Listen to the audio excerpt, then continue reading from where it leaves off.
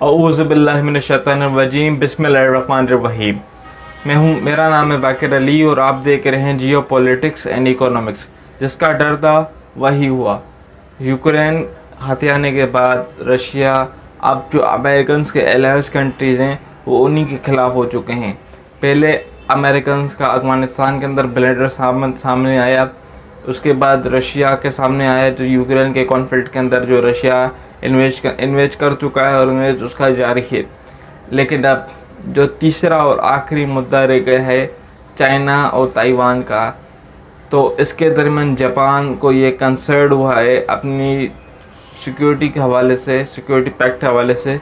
ये किसी और वीडियो के अंदर बात करेंगे। जापान और यूएस का क्या टाइज है और जापान किस बिना पे यूएस को बिलियंस ऑफ डॉलर्स पे करता है और यूएस क्या वादा करता है जापान के साथ। ये एक अलग टॉपिक है।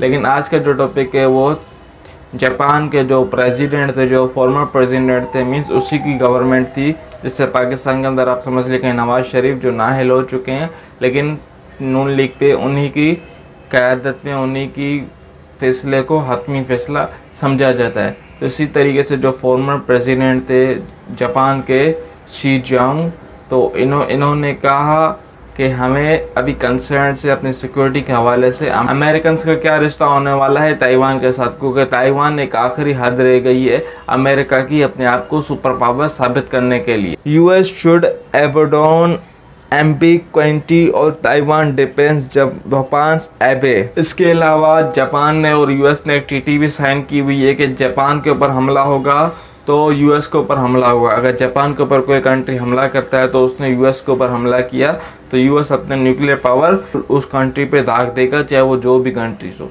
लेकिन जापान इसके साथ थ्योरी के साथ मैच नहीं करता। जापान कहता है कि हमें भी आप नेटो के कंट्रीज़ के शेयरिंग वेपन्स के साथ रखो। नेटो के अंदर एक ऐसा अलाइनमेंट है जैसे कि अगर मिसाल के तौर पर कहे कि अगर न्यूक्लियर मिसाइल्स ना हो और अमेरिका इंडिया चाहता है कि पाकिस्तान हमें न्यूक्लियर हमला ना कर दे, तो इंडिया को प्रोटेक्शन देने के लिए अमेरिकन अपने मिसाइल इंडिया के अंदर रख देगा और वो इंडिया की मर्ज़ी से नहीं चलेंगे, वो यूएस की मर्ज़ी से चलेंगे। तो जापान भी बेसिकली यही कह रहा है कि हमें न्यूक्लियर की एक अम्ब्रेला दे दो ताकि चाइना हमारे ऊपर हमला ना कर सके। अगर चाइना हमारे ऊपर हमला करता है तो हम भी रिटेलिएट कर सकें। इसी तरीके से अमेरिकन ने अपने बहुत सारे हथियार यूरोप के अंदर फिट किए हुए हैं ताकि वो रशिया को काउंटर कर सके। तो यूक्रेन के साथ कॉन्फ्लिक्ट था, उसके दरमियान एक शर्त ये भी थी रशिया की कि जितने भी न्यूक्लियर उन्होंने मिसाइल जो यूरोप के अंदर रशिया को टारगेट करने के लिए रखे हुए हैं वो सारे अपने पीछे करे, अपने आप को पुल आउट करे यूरोप के साथ और अपने नेटो की प्रेजेंस यूरोप के अंदर बिल्कुल कम करे। तो रशिया ने ये बात रखी, लेकिन और अमेरिकन ने ये बात बिल्कुल भी एक्सेप्ट नहीं की। इसके बीच क्या होता है कि जो बाइडेन के साथ एक स्कूल के सेमिनार के अंदर एक बच्चा पूछता है कि अगर चाइना ने ताइवान के ऊपर हमला किया तो क्या अमेरिकन उसकी वो वॉर के अंदर घुसेगा। तो ताइवान के दिफा के अंदर जो बाइडेन ये कह दिया कि हाँ, अगर ताइवान के ऊपर हमला होगा तो यूएस के ऊपर हमला होगा, तो यूएस बिल्कुल उसी तरीके से अंदर जंग के अंदर कूद जाएगा। लेकिन कुछ अरसे के बाद उन्होंने जो सिक्योरिटी कंसर्न है उन्होंने इसको वजाहत देते हुए क्या, US defence secretary US will continue to help Taiwan defend itself. किस तरीके से, जैसे उन्होंने मदद की अफगानिस्तान के फौजियों को कि वो तालिबान के खिलाफ लड़े, जैसे उन्होंने यूक्रेन की मदद की, ऐसे ही वो ताइवान की मदद करेगा। वो कोई स्पेशल प्रोटोकॉल नहीं देगा ताइवान को।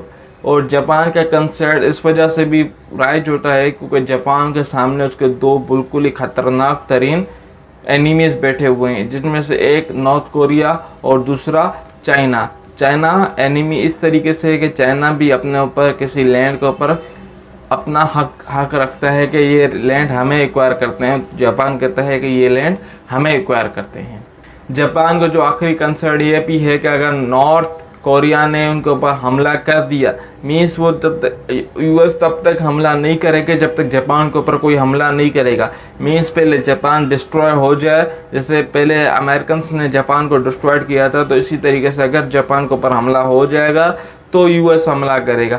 मीन्स तो ये एक अनसर्टेनिटी है जापान के अंदर, तो इसी वजह से उन्होंने अमेरिकन को कहा है कि हमारे जो कंट्रीज़ है उनके अंदर भी मिसाइल रखे जाएं, ताकि अगर कोई दुश्मन हमला करने से पहले सोच सके कि क्या हमला हमें इस मुल्क के ऊपर करना चाहिए।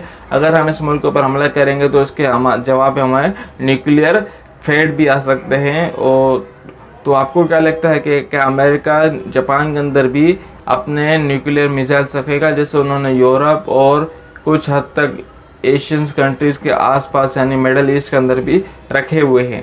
तो ये सारी वीडियोस जानने के लिए, इस तरह की करंट अफेयर्स के जानने के लिए आप चैनल को सब्सक्राइब कर सकते हैं। मैं हूं आपका मेज़बान बाकिर अली और आप देख रहे हैं जियो politics and economics. Thank you.